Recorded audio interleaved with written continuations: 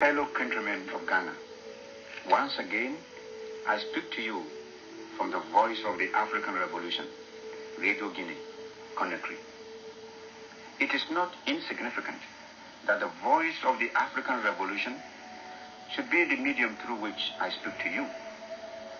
The instigated rebellion by certain army and police officers in Ghana was directed not only against Ghana, but also against the African Revolution and the unity and independence of our continent. They hoped, through such irresponsible actions, to strangle Ghana and undermine the African Revolution. For years, I have been talking and speaking, writing and teaching all about imperialism, colonialism, and neocolonialism in order to create an awareness of their workings and machinations. Only a sell-out willing tool, a quisling and a lackey, a stooge and a traitor could fall victim to the wiles of imperialism, colonialism, and neocolonialism. The pity is that there are still Ghanaians and Africans who are prepared to sell themselves to aid and abet these systems. These agents and stooges chose to attack the African Revolution by attacking me. They know that the name of Ghana is one of the symbols of African achievements. It was so in medieval Africa, and it is so today. The reawakened African giant is the master organ for African progress, national consciousness, and African unity. It is the symbol of the courageous struggle of the African people for national independence and continental unity. From pre-independent days to the day we fought and won our independence from colonial rule, the symbolic date being 6 March 1957, Ghana has thrown herself freely and boldly into the struggle for African emancipation. We have proclaimed our firm stand against imperialism, colonialism, and neocolonialism. We have unflinchingly stated that the independence of Ghana was meaningless unless it was linked up with the total liberation of the African continent. We made it clear to our brother African states, which followed us in the wake of African freedom and independence, that unless Africa was politically united, our continent would never be really free from foreign interferences and domination. We also warned that imperialism and neocolonialism would turn some of us into stooges and traitors in order to undermine and subvert not only the African Revolution, but the very existence of independent African states. This has become our cardinal foreign policy, and this is what we have been shouting from rooftops all over the African continent. The African freedom fighters joined us in the struggle, and we welcomed them as worthy sons and daughters of Africa who shared our hopes for a united revolutionary Africa. Thanks to the efforts of the African freedom fighters and revolutionaries, today there are no fewer than 36 independent African states united under the banner of the Organization of African Unity. The Organization of African Unity presents a common front in the struggle to free and unite Africa and claim for her the international recognition, dignity, and respect which is Africa's due. Ghana and the Convention People's Party have never been forgiven by their enemies for their firm stand and the part they play in the African revolutionary struggle for emancipation and unity. Since independence, they have tried various stratagems to overthrow Ghana and make her subservient to their whims and caprices. Our firm policy of positive neutralism and non-alignment thwarts their plans and balks their policy of undermining us. In public education, public health, and social developments, Ghana today is an example of success. Thanks to the workers, farmers, and peasants of Ghana, the standard of living in Ghana today is one of the highest in Africa. What we have achieved belongs to the people and not to a clique of self-seeking people or class. The people themselves know this. This unwarranted rebellion threatens to destroy all that the Ghanaian people hold dear to heart. This senseless rebellion threatens the achievement we have sweated for the past 15 restless years. By this rebellion, they have tried to set back what we have achieved. They have attacked Ghana and the African Revolution, but they cannot succeed. We will not allow them to succeed. These stooges and sycophants of neocolonialism may temporarily set back Ghana's progress, impede the African political movement for a time. They may destroy some of our work of patience, diligence, and sacrifice, but we will rebuild what they destroy. Our socialist gains and achievements can never be destroyed. It is only unfortunate that for Ghana, the various projects and factories which were started by my government have all been abandoned by this so-called National Liberation Council. The 7-year development plan has also been abandoned by this treacherous clique, whose members are too ignorant to realize that a planted seed takes time to germinate before sprouting into the glorious foliage that is visible to all. All the projects which would have benefited us in the future have been abandoned.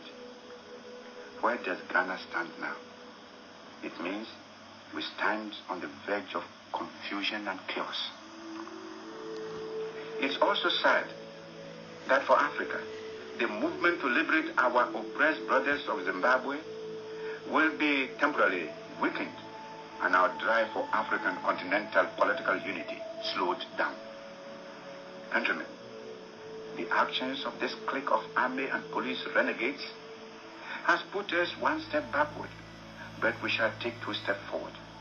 Stand firm and have confidence in the Convention People's Party, and victory will be ours. We have beaten them before, and we shall beat them again. Fellow countrymen, say nothing if this or that country recognizes this rebellious clique. The recognition or non-recognition of this traitorous clique is irrelevant to the situation. The struggle is a revolutionary struggle. Remember that the struggle of Ghana and Africa has only reached a new phase, a stage of rebirth, out of which shall emerge a greater consciousness of the African personality and dignity. We must evolve new forms of revolutionary struggle to meet the new African situations. Countrymen, as I speak to you now, several ships that should have unloaded their cargoes of material and machinery meant for Ghana's industries and factories at Tema Harbor have all returned to their home bases because of the actions of these traitorous rebels. They were not allowed to unload these cargoes at Tema. I shall be with you sooner than our detractors expect, and we shall again take up the reins of our industrial development. I have been told of the diabolical acts of brutality, assassination, and barbarism which these murderous army and police rebels have been perpetrating against the people of Ghana. The number of defenseless men and women who have been beaten up, murdered, and maimed is simply heartbreaking. Misled soldiers and police broke into people's homes, heartlessly machine-gunned their occupants, only to come out not only with dead bodies, but carrying refrigerators, wireless sets, boxes and portmanteaus, and other personal belongings of their victims. Mothers are murdered in their own homes. With appalling barbarism, their children are snatched from their lifeless embrace and flung from third and second floor windows to crash dead on concrete pavements below. Countrymen, these are sad facts. These sad facts speak of hideous acts which one never thought could be perpetrated by any persons who call themselves Ghanaians. This lunatic fringe of the army and police, a relic of our colonial heritage, should not escape the blame and responsibility for these crimes. They will not go unpunished. Since the February 24th incident, crimes ranging from looting, maltreatment, torture, and massacre of defenseless citizens have become the order of the day in Accra and other regions of Ghana. This clique of rebels have suppressed all fundamental liberties which was ours under our constitution. They have forbidden the holding of meetings and rallies. People are not allowed to use their own wireless sets. Cabinet members, leading civil servants and public servants, responsible men in the Ghanaian society, able heads and directors of state corporations and state enterprises have all been thrown ignominiously into prison. The masses are tortured and humiliated. African freedom fighters in training at Accra and African political refugees have been shamelessly molested and heartlessly carted away at gunpoint to some bizarre fate at the hands of those from whom they sought to escape. These are sad facts facing Ghana now, and their perpetrators brazenly call themselves a National Liberation Council. What do these hirelings and murderers know about national liberation? Where were they when we were fighting to liberate the then Gold Coast from the clutches of the imperialist and colonialist exploiters? Countrymen, these villains were in the country at the time, but wherever and whenever they appeared, they traitorously backed the colonial oppressor with whom they have always had a common interest. Today, they clumsily lie that they are national liberators, and by force of arms, they stood to abolish the constitution established according to the will of the majority of the Ghanaian people. By force of arms, they seek to abolish the people's elected parliament. By force of arms, they seek to dissolve the people's chosen party, the Convention People's Party. Indeed, by force of arms, they seek to abolish or dissolve all forms of democracy in Ghana. What are their intentions? What are they after? They seek no more than their own selfish interests. Interests which are based on the systematic forceful suppression of the Ghanaian masses. Such is the evil content of this murderous rebellion. They have surrounded you not only with guns and bayonets, but also with lies and calumny in an attempt to throw dust into your eyes and blind you to the true evil content of their treachery. But I know they cannot deceive you with the lies they have fabricated against me and my government, such as the nonsensical talk about the breaking down of Ghana's economy and the nonsense about Kwame Nkrumah's property.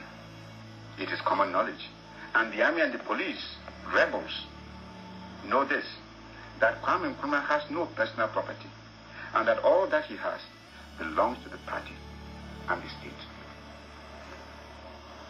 This clique of army and police traitors have brazenly challenged the constitutional authority of the state and are attempting to destroy our socialist gains and achievements. There are no grounds whatsoever for this murderous rebellion. And now that they know they have misfired, they seek to fabricate lies to justify their treachery and employ torture and intimidation to force and coerce loyal citizens into submission. They make false statements and publish false news about innocent and loyal citizens whom they hold at the points of guns and bayonets. Ministers and important members of the community have been illegally thrown into prison, and they have even established committees of inquiry to aid them in their fabrications. However, no account of lies and calumny can justify their groundless and murderous actions or absolve them from the punishments which they deserve. Workers, farmers and peasants of Ghana, militant men and women of the Convention People's Party, Ghana youth in the cities, towns and villages, this is your time to march into double action.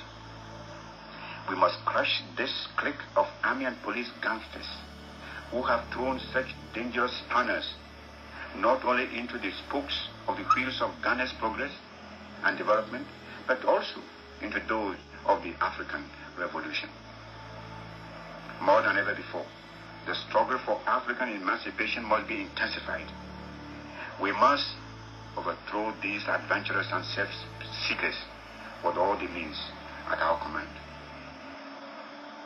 I shall be with you very soon, and we shall together carry on the revolutionary struggle to its successful conclusion with new spirit and reborn energy. Do not despair. We are not alone in this revolutionary struggle against the enemies of progress and freedom. Hundreds of letters, telegrams, and cablegrams condemning the rebellion reach me daily from nationalists and freedom fighters all over Africa and from progressive forces and movements all over the world. I know how you are suffering humiliation and torture in silence now, but I know that all of you, men and women and youth, are inwardly resisting, and at the clarion call, which will soon be sounded, you will rise up to fight and conquer this notorious clique of army and police traitors. I know your courage and determination, and I have no doubt that you will join hands in this new struggle to throw out of Ghana these shameless traitors of the nation. Countrymen, as I have been telling you, do not be deterred or frightened by the rifles and Tommy guns which these traitors intimidate you with. They know they are powerless before your united strength. If we could fight and defeat colonialism, how much less is the task of defeating a clique of army and police racketeers who have not got the full support of the whole army and police. This clique is only a section of the army and police who are using Tommy guns and rifles to intimidate and coerce and suppress you. Even among the murderous traitors themselves, there is division. Already, the conflict between the army rebels and the police traitors is obvious and deepens more and more as they attempt to share the booty and bribery they have gathered from their treachery. But for disastrous consequence to our economy, we would patiently wait for these ignorant rebels to be consumed in the heat of their own follies. If we chose to allow them to exist for some time, they will soon crack up by their own inability, stupidity, and mismanagement. But love of country demands that we crush them quickly before they play too much havoc with our dear Ghana and create confusion within the African Revolution. And so, countrymen, let all true Ghanaians remain firm and resistant. Let all loyal members of the army and police remain firm wherever they may be. I congratulate the Presidential Guard Regiment for their bold stand at Flagstaff House. Let them also stand firm. We will remember those who are dead. I know your patriotism, and I know that you will continue to fight for and safeguard the dignity, freedom, and honor which we owe to Ghana, Africa, and the world. Forward ever, backward never. There is victory for us. Long live the Convention People's Party. Long live the Organization of African Unity. Long live the African Revolutionary Struggle.